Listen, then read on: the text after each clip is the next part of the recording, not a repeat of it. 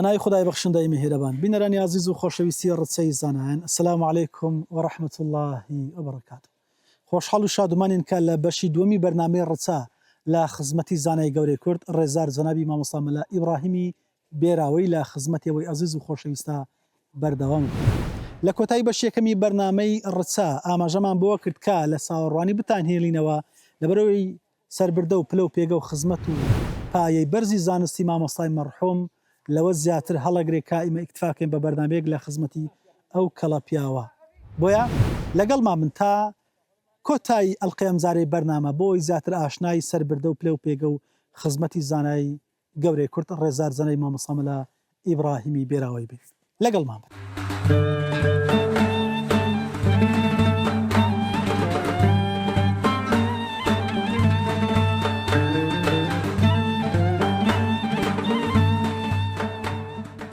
بەڵێ بینەرانی عەزیز و خۆشەویستی ڕچەی زانایان دووبارە سەلامی خوای گەورەتان لەسەر بێ. خۆشحاڵ و شادومانین کە لە بەشی دووەمی بەرنامەی ڕچە لە خزمەتی ڕێزار جەنابی مامۆستای مەرحوم مامۆستا مەلا ئیبراهیمی بێراوەیی بەردەوامە بین لە خزمەتێکێک لە کوڕەکانی کە میراتگری فعلی ئەوە وەکو مامۆستایەکی ئاینی دەیدوێنین بۆی کە لە بەش یەکەمی بەرنامە باسیەوەمان کرد مامۆستا تاوە کاتێکە بڕۆنامەی زانستی وەردەگرێ خودای یار بێ لەو بەشەی ئەو کاتێکە مامۆستا دوای وەرگرتنی بڕۆنامەی زانستی ئەو مزگەوت و مەدرساتێکە مامۆستا تێدا خزمەتی تیا کردوونە چەند و چۆن بوونەوە لە شوێ بوونە لە خزمەتەوەی خۆشەویستە لە خزمەتی مامۆستای بەڕێزا باسەکەین. مامۆستا سەلامی خوای گەورە لەسەر سەلامی خۆی لێ جەنابیشت بیت. زۆر سپاس. مامۆستا ئێمە لە بەشەکەین بەرنامە تا ئێراتی کە مامۆستا ئیجازەی وەرگرت پێم بڵێ دوای ئەوەی کە مامۆستا لەکوێ مزگەوتی وەرگرت و کە وەریگرت پێش نوێژ وتار خوێن بوو لەپاڵ ئەوەشە مەدرسە و حوجرە هەبوونیان نا؟ بابم کە ئیجازەی علمی وەرگرت لە کۆیە گەڕاوە گوندی خۆمان بێراوە یەکەم مەدرسەی لە ژیانی خۆی لە بێراوە دانان یعنی کە ئیجازەی بەگرت ڕێک هاتەوە یەکسەر گەڕاوە گوندی بێراوە چونکە ئێمە مەلازادەی بێراوەین. من هەر بابم مەلا مامۆستای ئاینی نەبووە باپیرم عەبەن عەنجەد ئەمە گۆڕستانیشمان لە گوندی بێرایە جودایە. ئەگەر بێت و ئەوەی بابم باز بکەم ئەمە شەجەرەمان زۆرە هەموو لەسەر مامۆستایانی ئاینی هاتیە. هیوادارم لە دوای مەش نەوەکانمان مامۆستا ئەو ڕێسکەی بابمان بەرنەدەن. ساڵی 1952 بابم کە مەدرسەی لە گوندی بێراوەدا دەنێ یەکەم قوتابی فەقێی بابم مامۆستا مەلا محەممەدی وەرتی لە تەمەندامای اختیارە تەمەنی پڕ خێر و بەرەکەت بیتن یەکەم فەقێی بابم بووە و مامۆستا مەلا محەممەد ئەمینی وەرتی کە ئامۆزایی بووە وەفاتی کردی ڕەحمەتی خوای لێ بیتن ئەوانە بیدایەتی دامەزرێنەری مەدرسەی بابم لە گوندی بێراوە. دوای ئەویش ئەو زەمان مامۆستایانێ بەخۆ دەزانی ئوسولی فەقیهاتی وایە لێرە هەندێکی دەخوێنی لە گوندەشی هەندێکی دەخوێنیتن. بابم لە ساڵی 1952 کە مەدرسەی لە گوندی بێراوەدانا بەردەوام بوو هەتا ساڵی 1956 دواتر دەستە گوندی گەرەوانی ڕوانزی لەوێ فترێک دەبینیتەوە. بەڵام دەمێ ئەوەش باز بکەم بابم لە هەر شوێنەی بووە شەرتی ئەوە بووە فەقێی هەبی لە هەر مزگەفتەشی داوای بابمیان کردبی لە هەر شوێنە گوتی ئەمن بەبێ فەقێ نامێرە بەبێ فەقێ نەبوو هەتاکو ئاخر ڕۆژی تەمەنیشیدا. دواتر فترەشی کەم لە گوندی گەرەوان دەبیتن دەگەڕێتەوە گوندی بێراوە بە هەمان شێوە مەدرسەی دادەنێتەوە. جا ئەو مامۆستایانەی مامۆستا بەڕێزانەی کە لە ژیاندا ماون و وەفاتیان کردی ڕەحمەتی خوایان لێبی زۆرن ئەگەر باسییان بکەین تەواو نابی. زۆر کەس لە مەدرسەی بابم علومی شەرعی خوێندیە کە دەگەڕێتەوە گوندی بێراوە بابم لە بەردەوام دەبی لە مەدرسەی هەتاکو ساڵی 1974 کە شۆڕشی ئەیلول تێک دەچیتن بابم ئەندامی لیژنەی فتوای خۆشناوەتی بووە لە شۆڕشی ئەیلولدا و هەروەها ئاوارە دەبین وەکو ئەو خەڵکانەی لە کوردستان ئاوارەی ئێران بووین ئەمن لە بیرم دێتن گسکە بووم ئاوارە ئێرانێ بووین بەڵام بابم ساڵی 1975 دووبارە گەڕاینەوە کوردستان کە گەڕاینەوە کوردستان بابم ویستی لە هەولێر جێگیر بی بەڵام خەڵکی گوندەکەمان بەڕاستی ئەمە سوپاسی یەکەیەکەی خەڵکی گوندی بێراوە دەکەم لە منداڵەشی بگرە هەتا اختیارەشی لە ئەوەلی و تا ئێستا زۆر خزمەتی بابمیان کرێت زۆر ڕێزی بابمیان گرتیە و لێ نەگەڕان کە بابم لە هەولێرە بمینێتەوە بردچۆ گوندی خۆی بێرەزێری خۆی لە گوندی بێراوە سەر لە نوێ لە 75ەوە مەدرسەی داناوە لەوێن دەرێ بەردەوام بوو زۆر مامۆستا و فەقێ هاتن دەرسیان خوێند ساڵی 1979 ئەمە وردە گەورە بوون پێویستمان بە خوێندنی ئەکادمی هەبوو بابم هات لقندي حجران جێگیر بوو کە هاتینە گوندی حجران حجرەی لێ نەبوو لەناو مزگەوت فەقیهەکان لەوێ دەنووسن لەو مامۆستایانەی کە لە گوندی حجران لای بابم خوێندویانە مامۆستا مەلا عەبدولباسیتی خەتی مامۆستا مەلا خدری سکتان مامۆستا مەلا محەممەدی بناوی مامۆستا مەلا عەبدوڵای ئامۆزام ئەوە مامۆستا مەلا محەممەدی بۆڵی ئێستا لە ڕانیەیە ئەوانە زۆریە زۆرانی تریش مامۆستا مەلا ئیسماعیلی فریزی ئێستا لە ئاقوبانی مامۆستایە ئەوانە یەکەم فەقەی بابم بوون لە ساڵی 1970 بابم لە حجرانی مەدرسەی داناوە تا ساڵی 1985 ساڵی 1985 بابم ئەوێن دەرەی حجرانی بەجێهێشت هاتە هەولێرێ لە هەولێرێ بابم لە مەدرسەی لە هەولێرێ دەستی بە تەدریس کردەوە چوینە گوندی لەتیفاوە کاک مەلای مشاری هەبوو ڕەحمەتی خوای لێبیتن لەوێن دەرێ مەدرسەی لێ بۆ بابم داناوە لەوێن دەرێش بابم 2 ساڵ مەدرسەی هەبوو لەبەر حەمەلیا ئەوە کردەوەکانی ئەنفال تێکدانی کوردستان لە تیفاوەش بەبەر ئەو شاڕاوەکەت ئێستا بەداخەوە بوویتە جێگای گازفرۆشان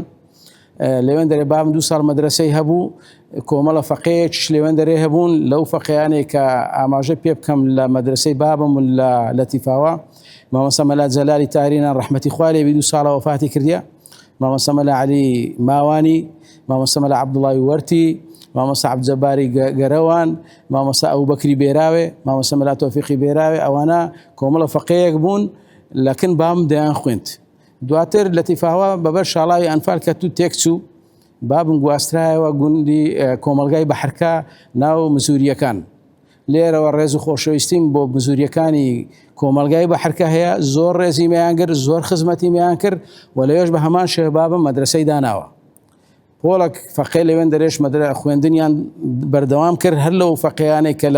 لە تیفاوەی لەگەر بابم بوون هەر لەگەر بابیشم هات لەوێن دەرێ بابم لەوێن دەرێ مەدرسەی داناوە هەتا ساڵی 1991 کاتێک کە ئینتیفاضەی 91 ڕوویدا و کوردستان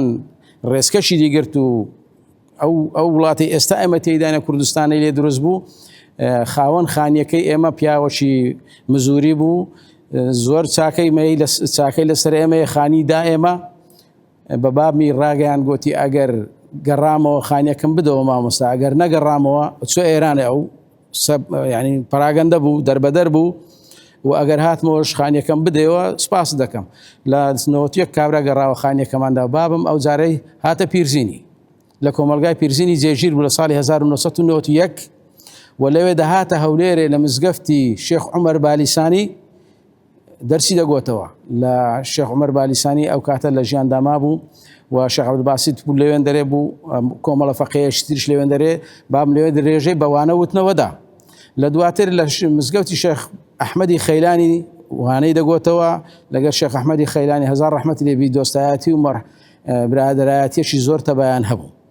لە ساڵی 1995 و 6 و 7 لە مزگەفتی عومەری کوڕی خەتاب لە مەدرسەی مزگەفتی عومەری کوڕی خەتاب ڕۆژا ڕەحمەتی خوا لێبی لەوێ دەرسی دەگۆتەوە لەگەڵ مامۆستا مەلا عەبدوڵای قەڵاتی غەریقی ڕەحمەت بی وەفاتیان کردیە لەوێش چەند ساڵێک دەرسی دەگۆتەوە لە ساڵی هەر لە پاشەوێن دەرێ لە مزگەفتی بام جاری وا هەبوو لە 2 مزگەفتان دەرسی دەگۆتەوە هەر لەوێن دەرێ لە مزگەفتی شەهید نەزمەدینی هەیە لە حی عولەمای ئێستا لەوێن دەرێش بام دەرسی دەگۆتەوە و بەردەوام بوو لەوانەوە توایە لە هەر جێگایەک فەقەی لێ نەبایە بابم ئەو مزگەفتەی وەرنەدەگرت و لە پاش ئەوەی کە لە حوجرانیش ڕۆیشتین لە گوندی حوجران ڕۆیشتین لە هیچ جێگایەکی بابم خانی مزگەفتی وەرنەگرتیە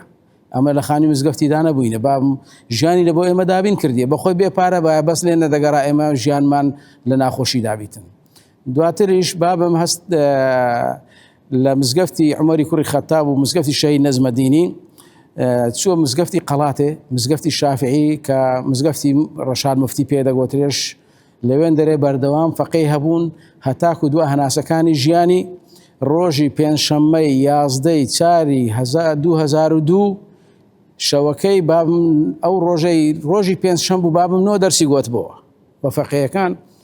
مامۆستایەکان ئێستا زۆریان برادەر من دڵسۆز من و ڕێزم لێ دەگرن شەوەکەی بابم بەبێ نەخۆشی و هەروەها پاریدا بۆ ئیسراحەتی خۆی لە بەرەبەیاندا بابم وفاتی کرد لە شەوی جومعەدا. 73 ساڵ تەمەنی بووە. بەڵێ لە تەمەنی 73 ساڵیدا بابم کۆچی دوای کرد. خی گەورە غەریقی ڕەحمەتی خۆی کە ئینشاءالله دەرەجاتی عالیکە سواسی جەنابەت دەکەین مامۆستا. تەمەنی ئەوەش باقی بێ لەسەر خێر بۆی کە میراتگرێکی فێری جەنابی مامۆستان سپاسی ئەو وەڵامانە دەکەین کە ڕوونکردنەوەیشی جوان بۆی کە بتوانین ئێمە سەربردەی جەنابی مامۆستا بەباشی بزانین. زۆر سپاس بۆ جەنابتان دووبارە. منیش سپاسی جەنابت دەکەم، سپاسی کەناڵی پێیام دەکەم کە هەڵدەستن بۆ ئەکە پیرۆزەی ژیاننامەی زانایان و ناودارانی کوردستان بڵاو دەکەنەوە. سپاسی ئۆستافە بەڕێزش دەکەم کە لەگەڵمان ماندی بوون. خوای پەروەردیگار ئەجر و پاداشتی هەموو لایەک بداتەوە.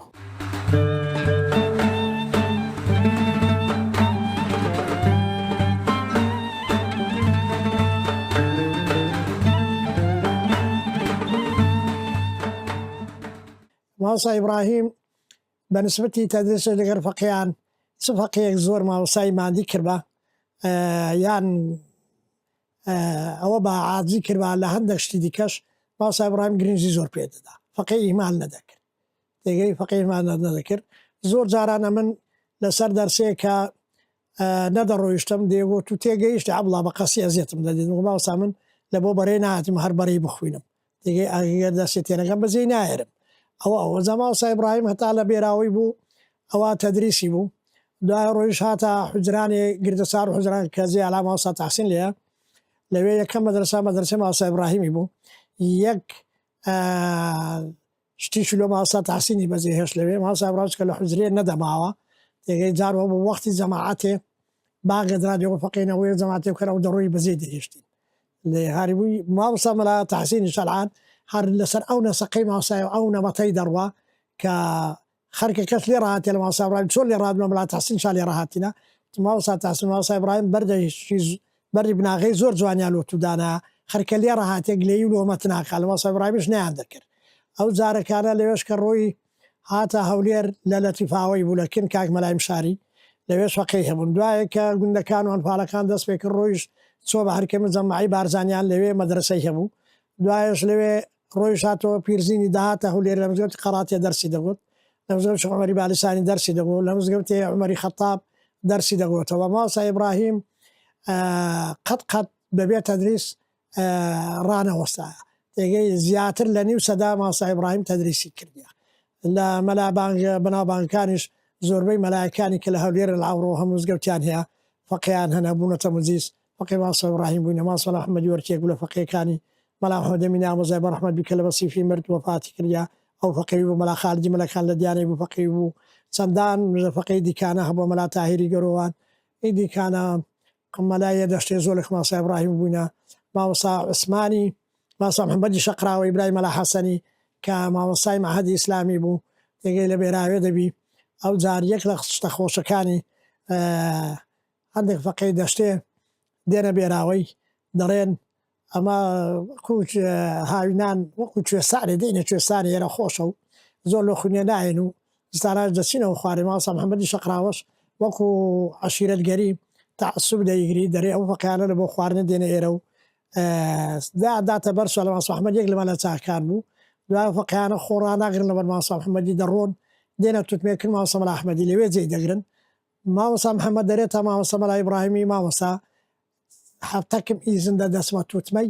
لەوێش یاددارەکەم لەوەی لە خۆشەناوە تێنەمینن بچنە بڕۆنەوە. وڵا دێ لەوێش دە سوالانیان دەگری دەرناچن لەگەڵ مامۆستا محەممەدی وڵا دەڕۆنەوە ئەو هاتان لێ دەکەم چونکە ئەنگۆ هاتینە ڕێز لە مەلایمە لە مەنتقیمە لە ناوچەیمە لە خزمەتی میلەتیمە ناگرن على ئەساس هاتنە وەختی بەسەر بەنەنگۆ. مامۆستا مەلا ئیبراهیم ئەو عالمانە لە کرێویان دەخوین. ئەو جار مامۆستا مەلا ئیبراهیم هەندێک شتی دیکەی توحفەی هەبوو ئەگەر تووڕەبوو با لە کەسەچی مەسەڵەن یا عاقری نەگربایە دێگو ئەدی ئەو کارە نییە یعنی قسەکەی هەو نییە یا دێگۆ پلان کەس لەگەڕێ شۆرتی کردیا یا هەندێک جار قسەکەی دێگۆ عەلە تەڕاش قسەیەکە. ئەوە یەک لەوانی مامۆستا مەلا ئیبراهیمی بوو. هەندێک جاری شەبوو کابراگەر تێنەگەی بە مامۆستا ئیبراهیم بەجێی دەهێشت. ئەوە لە شیرێ مەلا حارسی شیرێ خاریوی هاتە حوجرانێ ساری 1970 وتی مامۆستا خەزووری من مامی من هەر کچی هەبوون میراتی نەدایتەمە مارات عائلەی مەش بەرە بابی مەش کەس میراتی ناداتەژنا بەس مامی من چۆوەی کردیا ئەمش قبول نیە. مامۆستا ئیبراهیم وتی بابم عائلەی بۆ کە مسلمان نەبوونا یا گوێ بدە بێدینیان کردیە لە خوای نەترسان حەقشنانیان نەدایە مامی تو مسلمانە لە خوای ترسێ میراتی کچەکان دەدا ئەتۆ شتەکەت بە بەردەکەوی بەڕاوانێت و چیڕیاڵێ بوو نەماوەسە قبول ناکەم وتی مەزیت 50 دیار لێ دەستێنم ببێەوە هەر لێ دەستێنم بدۆڕینی هەر لێ دەستێنم هەر سامنی لەگەر خۆ برچوونە شیرێ لە مزگەوتێ شیرێ دانیش بوون خێزانێک کاک مەزیدی توتنی کارتە و جۆتا کرد هاتن لە مزگەوت تردێسپی و خزمێ بابی مەلاتەهای شیرێ و تێگەی ئامۆزاکانی دانیشتن بە زۆریش ئەوانە ئامۆزای مەزیدی بوون و میراتگیری وانش بوون شراکیان کرد ماوەسا ئیبراهیمش گوتی کاک مەزیدە تۆ ئاردێکمالە و ئاردەش خۆمسڵ خۆمستەکەی دەناسی دیکەت ناکەوی تۆڵا قبول منە خۆی لە حوشەیە لە چیلەی مزگەوت تێفڕدا خوارێ لۆمارێ خۆ بگەینتە توەنجێ ئەوان پشتەوە مزگەوتیان لێگرت لیاندا لە مەزیدی ئەمە غاردا لە بەردەسم دەرینان ماوەسا ئیبراهیم ڕێی بێراوی گرت هەزیریشان لۆخ بەسەرایدانم و کەت مەدوی مامەستا وەرە وتم عالەمت پێک وەرا و بەخۆشە ڕێ کوڕەوت عەبدوڵڵا لیانگەڕێوتی قسەی زۆر ئانتیکەی کرد وتیوانە ئەو هاناخوا وتی عەبدوڵڵا لیانگەڕێ زای ماسم لای ئیبراهیمی ئەو ناوشتانەی زۆر خۆش بوو دوای ئەوەی ماسم لای ئیبراهیم لە بۆ شرعان لە بۆ تەلاقە خەرشی داهاتەکنێ جارێکی دی شرعکی لە وەرەیە کردیا شرعکە وەبنی داوە ماسەڵا محەممەدی گەورەی هەرتەری بابی ماسا جەمالی لە دوێ نێری بانجی حەمەدی عەوڵا بۆرەی هەبوو لە بێراوێ بە ڕەحمەت بینەمایە دەرێ حەمەد هێسرێ بینە بمگەینە هەرتە لە ئەو شرعی کردێتم وەبنی دایتەوە شکایەتیان لەکرد ماسەڵا محەممەدی لێ کردیمە وەڵا وتی ماوەسا دەتبەم بەو شەرتەی ببێەوە ئەگەر نەبێەوە لەوێ دەوی بە پیان بێەوە بێراوەی وتی چون لە هەر لە بێراڕە چون دەرێ ماوەسا ئاورم لێدا ئەو هام دەکردێ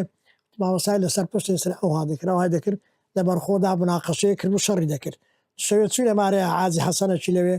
وتی مەلا برایمە ئەزاگەر مەلا محەممەد بێت و نەخوندیە چاری وتی عازەسەن ئەم نەزانم جابیدەوە باسبێنێ بچینێ وڵا وتی کەسبێنێ چون زەماسا ئیبراهیم دەرحەق بە مامەسای خۆ لەسەر چۆک دادەنیشت دەلا لە دانیشتۆکی دیدایمە ڕادەکشا پاری دەداوە بزجووە دەردەکات هەندە سوێتی عندیکەی هەبوو بەڕام دەرحەق بە مامەستای خۆ لەسەر چۆک دادەنیشت وەکو فەقەیەکی کە دەرسێ بخوێنەوە هابوو دەرێ ماوەسا محەممەد دەرێ مەلای ئیبراهیمە تۆ خود شەرات کردە وڵاش بازەکە شاهید دێن و دەرێ وڵی مەلای ئیبراهیم شەرەکەی تو تەواوە کاکە ئەگوو بۆ لە ئاشاتینە وشتان زیندی کردوزە وتی کە گەڕانەوە ماوەسا ئیبراهیم سواری ئەسری بوو ئاڕوو لێداوەتەوە جارێ گۆرانیە گوتن لە کەیفان ماوەسا ئیبراهیم تابی زۆر خۆش چ فەقەیەش دەنج و خۆش بە لەگەر خۆی بردە سەفەران ئەگوێ دێ بۆ جارێ گۆرانێکم لۆ برێ یا جارۆ ئەسپەینا لەسەر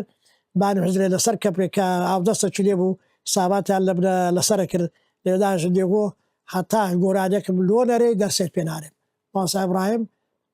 تەبع و زەوقەشی زۆر سەلیمی هەبوو ماسم لای ئیبراهیم ئەوجا ماسم لای ئیبراهیم ئیدیکانە خدا بە قسمەتی نەکرد لە زێکی مەدرسەی دانێ یا مزگەوتەکی هەبیتن لەو شتانە بڕێک بێسەبر بوو دەرە ماوەسا ئیبراهیم کەسێکی نازار بوو عالمەک بوو ئەو نەوە عالمانە پیان نابنەوە ئەلعانیش مەدرسەی بێراوی کە کاک مەلا کەمال لەوێ ئەمە لەگەر مەلا کەمالی فەقی ماوەسای بووینە ئەوانە لەوێ ئەلحەمدولیلا بێراوە کە ئەوڕۆ فەقی هەنا بێراوە بێمەلانیە تێگەی چەند مەلای دیکە و گەنجی جوانمان هەنا هەموو مەلای چاشمان هەنا ئەلحەمدولیلا بەرێ هەموو ئەوە لە کانیاوی عیلمیوی تێگەی ئەمە ئاون خواردوێتەوە و تێگە ئەو شتەی فێربووینە هەموو قەرداری ماسم لای ئیبراهیمینە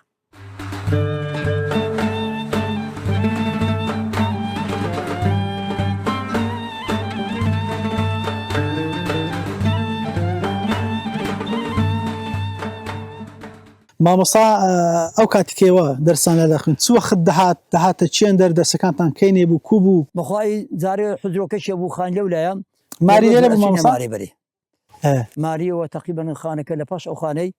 لەوێن دەرەکانی ئێستا خانەکە خراپ بۆ جێگایەکەی نەمایە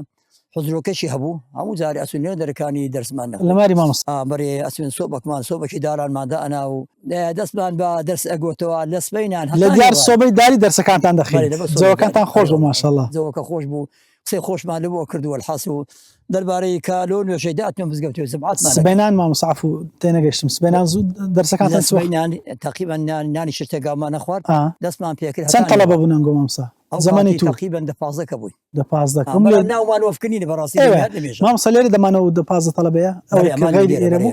حوزرارێرە شەبوو لەولا شەبوو لە مزگەوتی ئەولا شەبوو دەربارەی مامۆستاش علم و زانیاری بەڕاستی پێی خۆش بوو لە سپەینان هەتا هێواران خەریکی تەدریسێ بیتن بەڵام لێوە کوڕمەگۆ خەریکی جمع و جەماعەت و ئەسڵاوی و هەلا بن مامۆستا سبێنان لێرە دەرسان دەکرد هیچ وە بوو وەجبەی دوای نیوە ڕۆتەڵەبی هەبی بەری ئەگەر پێڕان نەگەیشتبانیان پاش نیوڕان یان ئەگەر لە بۆ جێگایەک مناسبەکە بە ڕۆژبانیانی کە مناسبەی تازێکە بە شتەکە بەیە ئەکە دەسەکەمان ئەکە تا پاش نیوڕان وابی ئەکەتە شەوی بەڵام زۆر بەدەگمە تاک دەتان خینان جەماعی بوون تەڵەبە بەخوای هەمووی زۆر هیچ فەقیاتی تاکتاکە مستعیدتان هەبوو لێرە بەرێ مستعیدمان هەبوو والله مامۆستا لەو کاتەشەمان فەقیمان هەر هەبوو ئەو کاتەی ئەمن بەخۆم دەرسم بە فەقییان دەگوتی و بەلا لە خزمەت مامۆستاش مەخوین ڕاستە ئەو خەسڵەتانی دری مامۆستا بابرێن لەبەرەوەی بەڕەسان لێرە بوون خەڵکی گوندی بوون هێندێک خاڵی کۆمەڵایەتی مامۆستا لێرە شە گرفتێک معاناتێک یان شەرعیاتەکە بابعاد با پێشەی مامۆستا چەندە دەستگیرۆ بوو هاوکار بۆی کە بە پیر ئەو خەڵکۆ بچی وڵی دەبارەی کۆمەڵاتی خەڵکەکە زۆر ڕان لێ بوو ینی زۆر بێ زۆری ئەوە گوندی خۆرانە شیرە و شیرە ئەگە دەرس خلاص دەبووە گۆ کوڕم زابێ گوتمە کوڕم باڕون لە بۆ یان لۆ شیرێ لۆ خۆرانێ جدێش و هەلا لۆ ئیشی کۆمەڵاتیان لۆ شەرعەک بە لۆ ئیشەکی هەبەیە یان دەربارەی گوندەگە نەخۆشەکە با سەردانی شەویکرا لە خزمەت مامۆستای دەچوون تا نمونەی بجێرمەوە دەبارەی پێش ئەو نمونە گوند ئەو کاتە چەند ماڵ بوو مامۆستا ئەو کاتێ تقریبان 150 ماریشە بوو زۆر بوو ئێسابین ئێرە هەموو مار بوون هەمووی خانی قات و دوو قات و سێ قات بوون هەمووی خانەکان گر بوون لەسەرەوەچی خۆی نەمایە غەیری جەنابەت تەڵەبەیدی هەبوو خەڵکی گوندی بی بەرێ مەلا عەبدوڵڵاه بوو مەلا عەبدوڵڵاه ئەوە ئەویش تاریخ ئامۆزایەکی خۆیتی ئاڕست کوڕەشیە سابوویتە مەلا زەمان مامۆستا زەمانە ڕاست لەخوای بە زیادی بی ئەوە بوویتە الحەمدە ینی بوویتە میلادگەری کە عیلمەکەی لە پاش بەجێمە ئەو مامۆستا زەمان هەم عیلمەکی نارێم وەکو عیلم و زانیاری بگاتە مامۆستا مەلا ئیبراهیمی بەڵام لە سەخاوەت و لە پیاوەتی لە سەخاوەت لەوانەیە لە مامۆستای تێپەڕاندی ئەو جەباسی ئەو بەسراتەمە لەو کە بە کۆتایی پیاوەکە و مام حاجسەها ڕۆژێ نەخۆش لەگەر مامۆستا و فەقیەکانی چوونە خزمەت زەنابی ئەویش ئینە خۆش بوو چوونە سەردانی ئەویش گلەیەکی لەگەوتی مامۆستا گوتی ئەتوو کم دەیلۆ مزگەوتێ گوتی حاجی تەها ئەتوو 15 ڕۆژە نەهاتێ مزگەوتێ سوتفەن ئەوێ ڕۆژاتی ئەم لێن دەرلەبوویمە وە تێگەم 15 ڕۆژە لێ نەبوویمە زابەسەراتەشی لێ ڕوودا لە مام حایسایی گوتی ئەویشی نەخۆش بگوتنەوە تو زۆرە سێ لە قیامەتی مام حاجی گوتی وەڵی کوڕم گوتی ئەگەر بمرم ئەمن ئازام لەو دیوی ساقەومی هەر بەخۆ ئازام ساقەومی بەخۆی زا عەمەل و کردەوەکانی خۆی حسابی خۆی داخوا کوبووە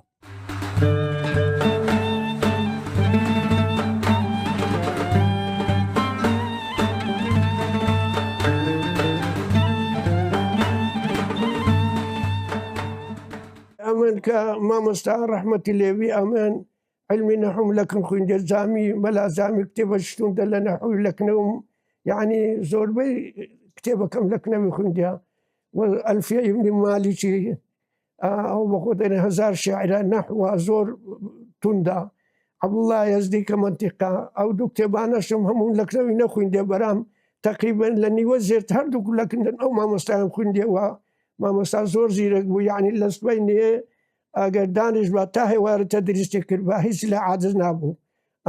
ئەو وەختی ئەمە لە بێراوێ بووین ئەمە 17 فەقێ بووین تەماشاکە ئەوە یەک مەسەن ڕەفیقی من بوو ئەمن وەلحاسن لە هەموو مستعید بووم بەرام مامۆستا زۆر سقەی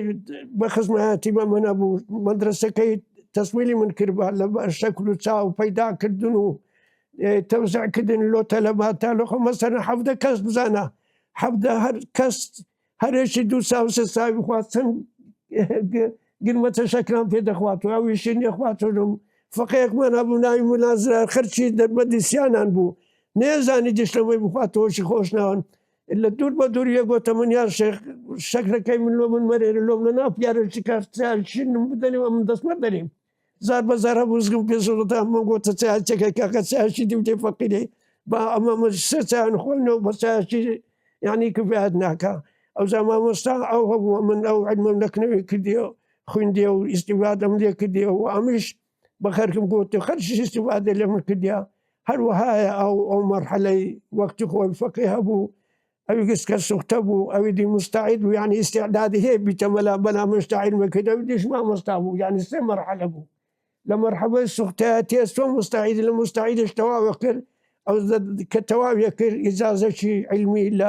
لەکن چێ زۆر خوێندێ لەکن مەلای مەشهورەیە کرد لەو مەلایانەیە کە تری علم لەکن خوێندیا ئیزازە لێ وەرەگری ئیزازە نامەش مەسەن ئەم گۆژێتان لێ بۆ کە دەخوندرێتەوە کە ئەو ئیزازە لەو موزیزێکەوە ئیزازە دەدەراتە ئەو کەسانێک کە ئیزازە دەورەگرن تا دەستەوە سەر پێغەمبەری صلی الله عليه وسلم سەر زوبریلی ئەوە سلسلێ ئەو سلسلە قەتع نابیتن تا ڕۆژی قیامەتێ چونکە بحثی علمی صفەتی خواه هەر بەردەوامە بیت و هەر زێرتر خوای تەبارەک و تەعالا درێژە پێ ئەداتێ.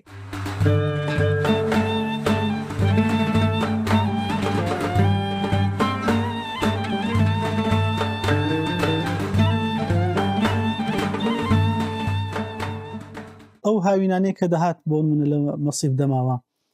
خێزان و منداڵشی دەهات لێ دەمانەوە یان تەنها بە خۆی دادیان چۆن نامەوەستا بەس تەنیا دەهات بە تەنیا بۆ خۆی دەهات دەماوە ماوەی فترێک خێزان منداڵش بۆ کاتی بەڵێ دوو خێزانی هەبوون منداڵش بوون کە ئێستا چۆن معادلەی حەل بکەین بۆنەوە مامۆستا بەتەنێ مانگ دەمێنێت و خێزان منداڵی بەجێ دەبێت بەس فیسەبیلویە کە تعلیم کە تەدریسی بکە مامۆستا پێم گوتی مامۆستا هەم حەزی لێ بوو وەکو سەفرە و سیاحە کە شوێنێکی خۆش بوو لۆ هاوینەکان و هەمیش مەدرسە بوو زیاتر لە چل فەقەی تێدا بوو دەیزانی سەد تەدریسیشی لێ چونکە مامۆستا زۆر هەوەسی بە تەدریس دەهات مامۆستایەکانمان وەبووین هەندێک مامۆستا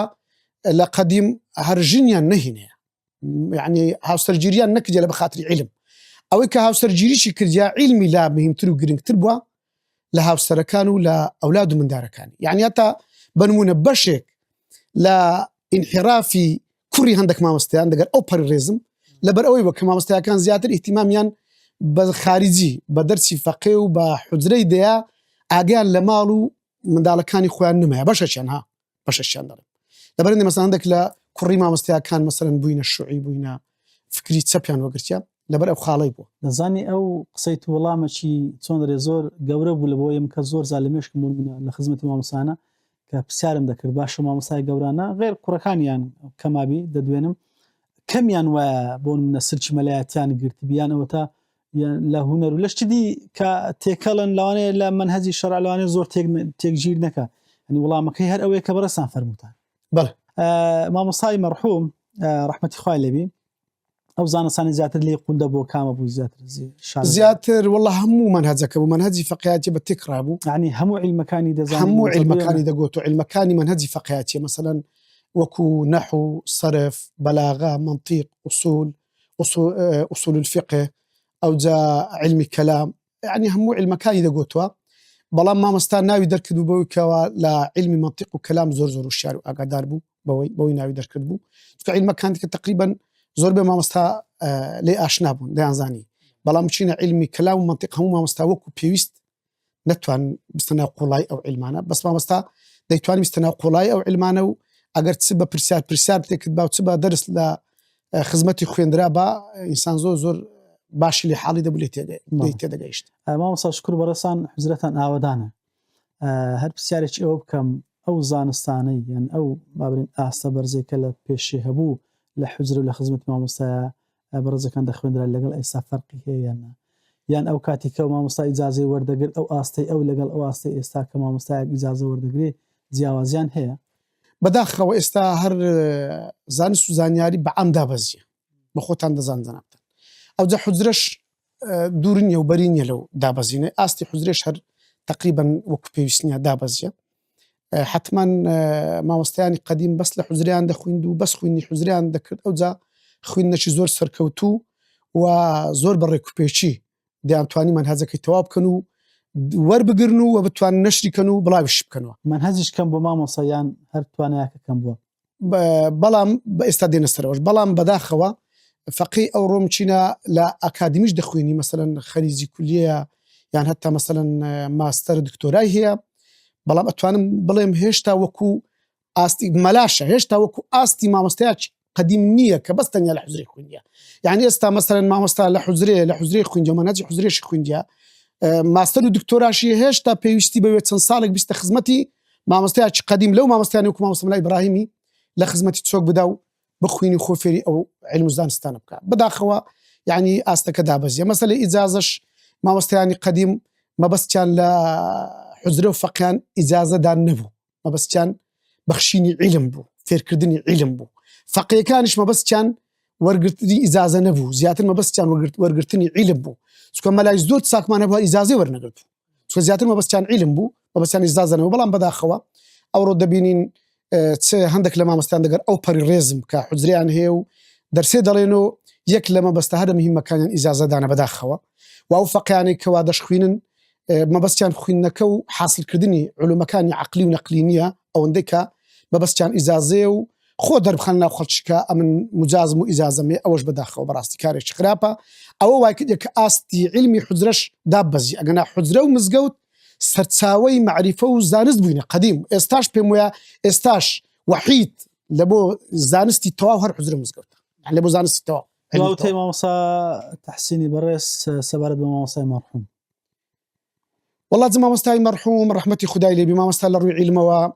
پیاوێکی عالم بوو لە ڕووی تێکەڵایەتی و کۆمەڵایەتی پیاوێکی کۆمەڵایەتی بوو کە دەگەر هەموو خەڵکی دەگونجا هەموو شەو هاتووسی هەموو کەسێکی کرد و خەڵک خۆشی دەویست واروها لە بواری فقه و شرع کەسێکی فقهزان و شرعزان بوو کە یەک بوو لەو کەسانی وەکو مەرجع خەڵک دەهاتەکەی بەتابەتی لە بۆ مەسائیلی طلاق و خلع و نکاح و ئەو شتانە خەڵک هاتووسیان دەکرد و دەگەڕان و لای جەنابیان و لە مەسائیلی دیش مەسائیلی تێکەراتی وەکو باسم کرد کە زۆر تێکرد دەگەر خەڵکی نکتە وشتی زۆرن دەگەر خەڵکی یەک لە نکتەکانی کە حیتمان شانی بازبی وەڵا لێرە هە لە گوندی حوسران گردەچاڵ لە گردەچاڵ پیاوێکی زۆر بەڕێزی لێ بووە بە ناوی حاجی بەکر مام حاجی بەکر هەم شوێخا و مختاری گردەچاڵیش بووە و یەکیش بووە لە کەسایەتەکانی حوزران و گردەچاڵ هەردوو گوند چکە ئێرە دوو گوندە حوزران و گردەچاڵ ئەو جا سەرپەرشتی حوزرە و مزگەوتانیشی کردیا مام حاجی بەکر ڕەحمەتی خوای لێبی لە پاشیویش مام عوسمانی کوڕی کە پیاوێکی زۆر بەڕێز و زۆر گەورە بوو یەک بوو لە پیاوەکانی نەکرد حوزران گردەچاڵ لە پیاوەکانی ئەو منتیقەی بناری سەفین و کۆڕێک کە ئەویش بەداخەوە لەو ساڵانە وفاتی کرد ئەو جا مام عوسمان لۆ جێڕامەوە کە مامۆستا مەلا ئیبراهیم لێرە بووە ویستی حوزرەی دروست کە حوزرەکەش جارێ هەر مەسەلەن بەخێرۆمەندی و خێرخوازی دروست کرێ دیارە لەسەر ئەو حوزرەی مام حاجی بەکریش عەجەلە بووە لەوەی حوزرەکە زوو دروست بکرێ و ئەگەر حوزرەکی برێن وەکو پێویستیش نەبی زوو دروست بکرێ لەوەی فەقێ بێنێت و حەزیان لە فەقیان بۆ خەڵکی ئێرە هەتا ئێستاش کە هەر فەقێ لێنەوە ئێستا خۆشبەختانە لەخوای بەزیادی بی نزیکی سی فەقێمان هەیە لێرە جا لەوەیەوە تۆزێک لێک عادزە بن مامۆستا ئیبراهیم و مام حاجی بەکر لەسەر ئەو مەوزوعی تۆزێک لێک عادزە بن پاشەوەی کە تۆزێک لێک عادزە بن مام زەمیلاغەی کۆڕێ کە دۆستی مامۆستا ئیبراهیم بووە ئەو دێتە ناو وەزعەکەی دێ سولحەکی لە بینی مام حاجی بەکری و مامۆستا ئیبراهیمی بکە پێشیان بینتەوە هەروە ئەمرش لەسا مام حاجی بەکر کە مام حاجی بەکر لە گردەچاڵ گوندی وانە عایدی ئاغاکانی کۆڕێ بووە وەکو ئەمرەکیش کە پێی برێ دەگە مامۆستای باش بە ئەو زەدێ بەخۆی دێت ئێرانە دێتە خزمەتی مامۆستایی و مام حاجی بەکری دەگەریان دادەنیشکە مامۆستا پیاوەکی بەڕێزە و پیاوەکی عالمە و صاحب حوزرێ و صاحب علمە و پێویستە ڕێزی بگیرێ و ئەمە و ئەنگۆ هەموو خەڵک ڕێزی بگرن کە پێویست لە کوردەواری هەروە بووە ینی ڕێزی مامۆستایان لەکن ئاغا و ئاغەوات و مختار و کوێخاڵەکە ئەو جا دوایە کە مامۆستا ئیبراهیم دەزانی موسەیتەڕەبی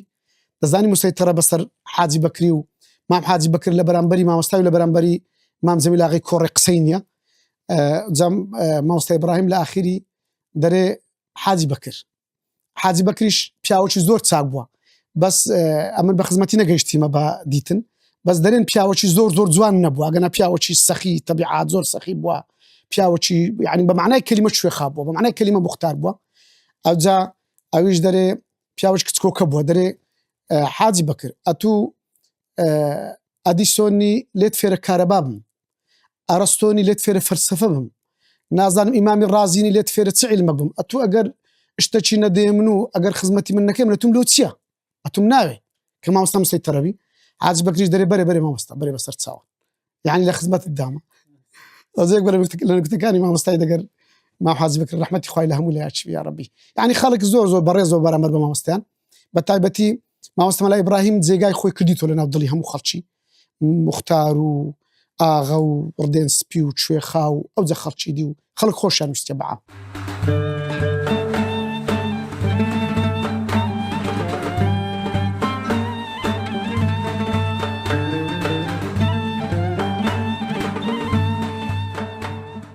لە هەمان کاتیشدا خاڵێکی تر هەبوو ئەو کاتە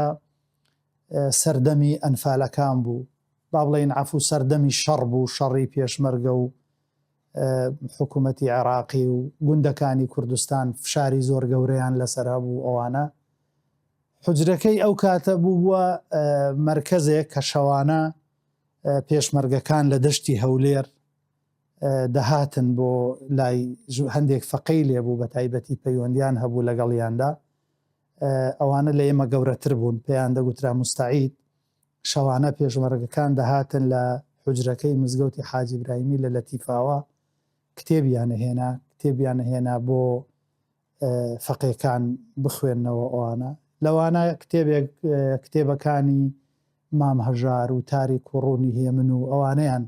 ئاڵ و گۆڕدەکرد یا پێشمەرگەکان پێویستیان بە کتێب و شت هەبوو دەهاتن دەیان برد مامۆستا مەلا ئیبراهیم هەموو ژیانی خۆی بەڕاستی لە عیلم سەرف کردووە لە پێگەیاندنی مامۆستایانی ئاینی سەرف کردووە ئەگەر هەڵە نەبم بە سەدان مامۆستای ئاینی فەقێ لەو کاتەدا لە حجرەکەی ئەو دەرسیان خوێندووە و پێگەیشتونە بۆیە پێویستە مێژووی ئەو کەڵە پیاوانە و ئەو کەڵە پیاوە زانستە گەورانە لەبیر نەکرێ من لێرەوە دەستخۆشیێکی گەورەم لە بۆ جەنابەت هەیە کاک جەوهەرکە دەگەڕێی ئەو زانا گەورانەی کە ڕۆڵیان هەبووە لە پێگەیاندنی مامۆستایانی ئاینی لە بڵاوکردنەوەی عیلم و با بڵێن ئەهەم ثەقافەت لە نێو کۆمەڵگادا بەڕاستی لاپەڕەکانی ژیانیان هەڵ ئەدەنەوە ئەوە کاریگەریەکی زۆر گەورەی هەیە لە سەر نەوەی داهاتوو بۆ کۆمەڵگا بەڕاستی ئەوە جێگای دەستخۆشی و سوپاس و ڕێزێکی گەورەیە مامۆستا مەلا ئیبراهیم ئەگەرچی لەوانەیە لە دوای خۆی کتێبی بەجێ نەهێشتوی بەڵام کتێبی زیندوی بەجێهێشتووە لە دوای خۆی دەیان کەس هەیە ئێستا من دەیناسم لە حجرەکەی مامۆستا مەلا ئیبراهیم خوێندوویەتی عیلمی وەرگرتووە پێگەیشتووە لە شەرع شارەزا بووە من لەبیرمە ئەو کاتە کوڕی کاکەمەلای مشاری کاک شێخ عەبدولکەریم کە ئێستا لە ژیان داماوە دەهات ڕۆژانە دەرسی لەکن مامۆستا مەلا ئیبراهیمی دەخوێند ئەو کاتە بەڵام ئەو دەرسی زیاتر دەرسی فقهی و شەرعی دەخوێن مغنی موحتاج و ئەوانەی لە خزمەت مامۆستا دەخوێن ینی ئەوەی خۆشی هەبوو با بڵێن لە دەرسەکە شەوق و زەوقەکی وای ئەدا بە دەرسەکە کە وای لە قوتابیەکە دەکرد خۆشەویستی بۆ عیلمەکە هەبی زەهەر عیلمێک باە بۆیە من لێرەوە داوا لە خوای گەورە ئەەکەم خوای گەورە لی خۆشبی جێگا و مەکانی بەهەشبی ئینشاء الله لە ڕۆژی دواییدا لەگەڵ پێغەمبەران و عولەمایان و شەهیدان و پیاوچاکان حەشر دەکرێت چونکە ئەو جۆرە کەسانە لە دوای خۆیان عیلمێکیان بەجێ هێشتووە کە ئەو عیلمە ئینشاء الله لە ڕۆژی دواییدا شەفاعەتیان بۆەکە و سوودێکی گەورەیان پێدەگەیەنی یەک لەو فەرمودانە کە دەفەرمێ ئەو عیلم یونتەفع به کەسێک عیلمێک فێری کەس بکە زانیاریەک فێری هەر کەسێک بکە تا ڕۆژی دوایی ئەو زانستە سوود بەو کەسە دەگەیەنی با لە ناو گۆڕیشداوی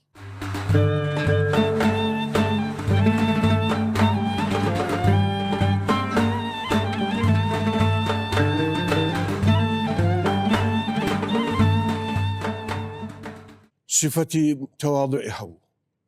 إنسان شي متواضع بو بداية بو يعني لقر من دار شي رأى واستاق شيء لقر خوين دوار ناخوين دوار لقر ملا لقر خد شيتكا تقريبا وشي اكديبو هيس تكبول داعية واشتواني لو إنسان شي متواضع بو تواني هكا درزي يكبو زور عالم بو علم شي حزي شي لتدريس بو زور حزي لتدريس بو تدريس يكردو بيخوش بو دائما درس بريتن بدرس دانش قد بدرس دانش تو انا شي لا علمي دا زور باش وجا باش هنجي كما مستعلمين دري روي كهات الشقراوي امن الشقراوي بمن خدمت ما مستعمل مزيدي رحمه اخوان ليبي داوي لك حجران بندي حجران يستا لوين دري كب بتملا امن خدمتي دارشو من الحجراني شنو مالي حاجي بكري مختاري بنديبو لو دام زرا ما مستعمل شي عيني مدرسه دانا أمن خدمة ما مستعمل مزيد مخوين بس أولوية وما مستعمل حجراني تدريس كل يوش حتى لو يبو مستمر فقيه أبو درسي هبو هر علمەکی پێویست بە ئەو دەیخوین و خۆی لێ ئەدا و مەسەر ئێوە نەبوو کە برێ وڵا لێ نەیخویندیە یان نزانی ئەوانە نەبوو مامۆستا عالم بوو عالمەکی گەورە بوو و تەدریسی زۆر کرد بوو مدەی عمری خۆی حتا تەدریسدا بوو وەختەچی لە بەرەکەی پێشی من زمانی من نەبووە مەلا بووە لەوێش هەر مەدرسەی هەبووە لە بێراوێش مستەمر کە لەوێن دەریبوو هەویش مەدرسەی هەر هەبوو هەر تەدریسی کردێ و دەرسی فەقیانی گۆتیە لە عیلمەکانیش لە هەمان زۆر عالم بوو و زیرەکیش بوو ئینسانێکی زیرەک بوو مامۆستا مەلا ئیبراهیم و زاناش بوو حتا لە دنیای شارەزای هەبوو لە ئیشی دنیایش شارەزای هەبوو لە علم و لە زانستەکانی شارەزای هەبوو عالمەکی باش بوو عالمەکی چاک بوو خوا عەفویکە وەڵا جا مامۆستا بوو مامۆستای گوندی بوو ئیمام و خەتیب بوو ما ئیمام و خەتیب لە گوندی دەرەجەیەک نییە لە تەقوا دەبی لە هەموو عالەمی تەقوا زیاتر بێ ونیا لە هەموو عالەمی زیاتر لە خوای بترسە زیاتر ما لە دینی حەول بدا و خۆمان دی بکاتن مامۆستاش ئێک بوو لەوان چێشە کۆمەلایەتیەکان بەرێ لە ئەوەش بوو قازیش بوو لە کێشەی خەدشی مەسەرەن کێشەی میراتی کێشەی دیکە کە هەوا ئەوانە هەمووی ئیشتراکێکە دەگەم مامۆستایەکانی کە مامۆستا مەلا ئەحمەدی خەت توتمێ بوو ئەو بوو مامۆستایەکانی هەرتە لێ بوون ئەوانە هەموو دائەنیشتن هەفتانە ڕۆژی دائەنیشتن کێشیان حەدەکرد وەڵا لە مامۆستا مەلا ئەحمەدی توتمێ خڕەبوونەوە هەندێک جار لەوێ مامۆستا مەلا ئەحمەدی توتمێ هەبوو ئەو گەورەتر بوو لەوان گەورەتر بوو بە تەمەن لە کنەوی خڕەبوونەوە دائەنیشتن بەدیانچ لە بێت تواتێ لە بێت تواتش لەوێن دەرێ دانیشتنیشە لەوێن دەرێ هەبوو لەگەلە من زۆر ڕەحم و شەفەقەتی هەبوو زیاتر تقریبا بڵێم لە دەرسێ دەرسم ئەوشی گوتم ئەگە دەرسم چوو بە لە ڕۆژەکانی لە سەفەرێ بان ئەوشت کە دەرسی لێ عادا کردمەوە و خۆی لەگەماندێ کردم بەڕاستی لەگەر هەموو فەقیەکان هەروە حەزی لێ بوو لە تەدریسی زۆر حەزی لە دەرس گوتن و لە فەقیان و لەوە مەدرسەی بوو ئەنەم گوو مەلا ئیبراهیمەشی ئێرانی بوو ئەوش ڕەفیقی من بوو مەلا عەبدوڕەحمانی شیرێ مەلا عەبدوڕەحمانی مەلا غەفوریان پێگۆ ئەوە ئەمری خوای کردێ بەس ئەوی ئێرانیکە نازانم لە خۆمەیان نمایە ئەوانە بوون دوای مامۆستا مەلا حەمەد ئەمینی خەتێش ئەوەی ئێستا لە شیناوێ ئەو هات ئەمیش لەوێن هەوێکڕان لەوێن داواکەین لە جەنابتان ئینشاءالله ئەو بەرنامە بەردەوام بی شتێکی زۆر باشە پێم خۆشە یادی ئەو مامۆستایانە بکرێتەوە ئەوانی کەوا وفاتیان کردیە و وفاتیان نەکردیا یعنی باسی مامۆستایان بی لە هەموو شتێکی باشتر و گەورەترە چونکی پێغەمبەر فەرمی العولەما وەرەسەتول ئەنبیا عالمەکان وارسی پێغەمبەرەکانن یعنی ئەو بەرنامە پێم بەرنامەی وایە یەکەمە لە هەموو قەناتەکان کەوا باسی مەلایان ئەکا و باسی ئەو مامۆستایە گەورانەکە بەرنامەی باشە ئینشاءالله خوا سەرکەوتووەکە و بەردەوام ببن ئینشاءالله خوا هەموو لایان موفەقە ئینشاءالله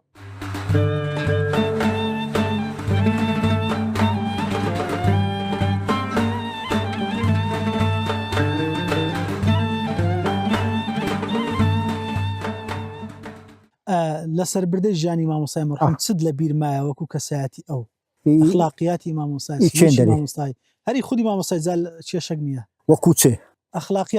ئەخلاقیاتی مامۆستای ئەوی کە لەی فێربووی لە ڕووی کردداریەوە نەک لە ڕووی کردداریەوە مامۆستا ئینسانێکی کە گوتمان زۆر بێ هەوا و بێتەکە بور بوو کردەوەکانیشی کەسێک تەلاقێکی هەبا یا شەرعێکی هەبا یان شتێکی کۆمەڵاتی هەبا مامۆستا زۆر عەزابوو لەو ئیشانە یعنی دەگەری دەچوو بەبێ هەوا و ببێت تەکەبوری بێ ئەوەی برێ فلان کەس و نان فلان کەس ئەو دەچوو بە دوو ئیشەکەیدا ئیشەکەی لۆ جێبەجێ کرد زۆریش داتە شیرێ هاتووسێ شیرەیە کرد لە عینی کاتدا شیرە یانی خزمەتە شیری ئەو کاتەم ئەوەی لێ نەبوو حوزرە و مەدرسەی حوزرە و مەدرسەی لێ نەبوو هەمووی داهاتنە ئێرە گەر هەبانێ ئەمەنی داهاتنە ئێرە مزگەوتی لێ بوو مزگەوت نامە بەس مەدرسەیە بە مدرسە بەس ئێرە فەقیه هەبوو نەنیشت شیرێ لە زمانی مامۆستا مەلا عەوڵای سۆری هەتەری فەقیه هەبووینا مامۆستا مەلا مەجیدی شەقراوی لەوێ فەقیه بووە مامۆستا مەلا مستەفای هیرانێ ئەوانە ئەو گەورە لە شیرێ فەقیه بووینەوانە مامۆستا ئەحمەدی مەلەش دەنا خۆی قەدیم و قەدیم لێرە مەدرسە هەبووە پێش مامۆستا مەلا ئیبراهیمیش مەلا عەلیەکی گەورە هەبووە لێرە مەلا عەلیەکی زۆر بەتاقەت بووە لە دوای مەلا عەلی مەلا محەممەدەکە بووە لە دوای مەلا محەممەدی مەلا ئەحمەدەکە بووە ئەو جە مامۆستا مەلا ئیبراهیم هاتیە ئەو مامۆستا مەلا ئیبراهیمەش لێرە دەستی بە خوێن و تەدریسێکی دیا حتا ئەو گوندانە سۆل کرد یعنی کاتی مامۆستا ڕۆیی دەنا هەموو دەمێ 12 و 13 و 14 فەقیه بوو مامۆستا ولا سەردانی عالەمێش ئەم زۆر دەگەێت چوومە سەردانی عالەمێ دەچۆکن ئینسانی ساف و پیاوە ماقول و خانەدان و ئەمە لەگەری دەچم لە خزمەتیدا ئەبووم چونکی زۆری لەگەرم باز و خۆشی دەبیە ئەمە سپاسی جەناب دەکەین مامۆستا خی گەورە تەمەتان پڕ لە خێر و بەرەکەتکە بۆی کە میلادگرێکی فعلی جەناب مامۆستا مەرحومن عاقبەتان خێر بود و ساڵتان خۆش بخێر من سەر چاوم بۆ ڕێزی و احترام بۆ ژیانەکی بەختەوەری ڕابردووەکان و مەلا مەرحومەکان دەینەوە گۆڕی پێشانی خەڵکی دەن خەڵک پێ ئاشنا ئەبی خەڵک پێ دڵخۆشە بی خەڵک پێ سەربەرزە خەڵک دەرسیت پێ لێ وەرەگری دەرسی عیبرەتیشی لێ وەرەگریت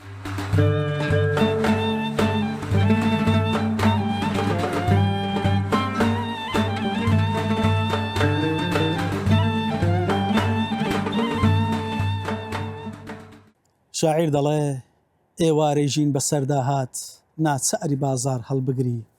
بەرەو ماڵی گۆڕی تاریک بە تەنها ملی ڕێبگری هەم بەرنامەکەی ئێمەمان بە پایان گەیشت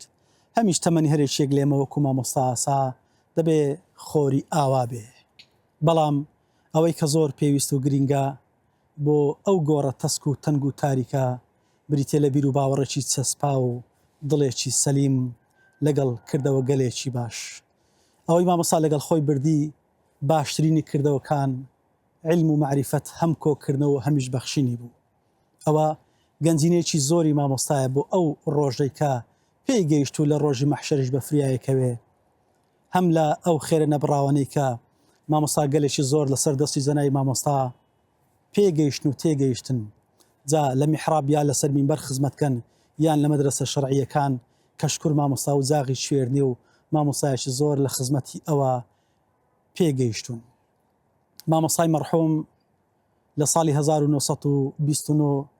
لە گوندی بێراوەی سەربەناحی بالیسان لەدایکە بێت و لە 2002 لە شاری هەولێر وفاتەکات تەرمەکەشی لە گۆڕستانی شێخ ئەحمەد کە ئەوە گۆڕی بەڕێزیانە لە شاری هەولێر بە خاچە سپێرین خی گەورە دەرەجاتی عالیکات تەمەنی قوتابی و کوڕەکانی پڕکا لە خێر و ڕەحمەت بۆی کەوکو سەدەقەی جارێ بۆ مامۆستا بمێننەوە سپاسی بینەری ئەوەی ئەزیز و خۆشەویستی شەکەین کە تا ئێستا بە دیار بەرنامەکەمان مانەوە بەخوای گەورەتان سپێرم وەسەلام عەلەیکم وەڕەحمەت الله وبەرەکاتوه